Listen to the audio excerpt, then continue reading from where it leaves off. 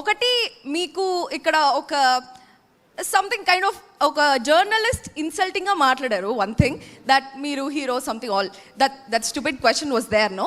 So ఆ క్వశ్చన్కి నాకేమనిపించిందంటే ఒక లిరిక్తో మీరు ఆన్సర్ చెప్పుంటే బాగుండేది అనిపించింది.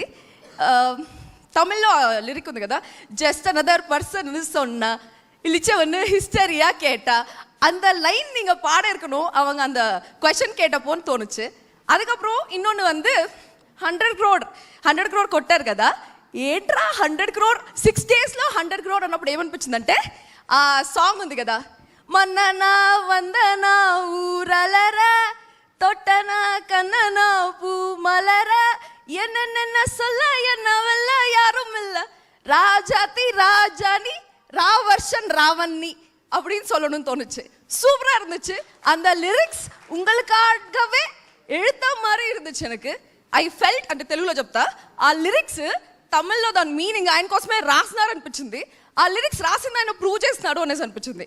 అండ్ மமிதா உங்க டான்ஸ் பார்த்து எனக்கே கூத்தாடணும்னு இருந்துச்சு. சூப்பராக இருக்கு. You are one of the best dancers I've ever seen. உங்களோட ரீல்ஸ் வரும்போது இப்போ இன்ஸ்டாகிராம் ஓப்பன் பண்ணா எல்லாமே டூட் ரீல்ஸ் தான்.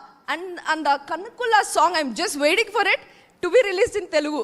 நான் சாய் அபியங்கருக்கு இன்ஸ்டாகிராமில் மெசேஜ் கூட பண்ணேன் asking him to release it in Telugu.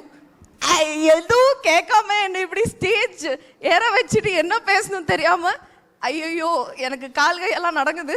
Okay,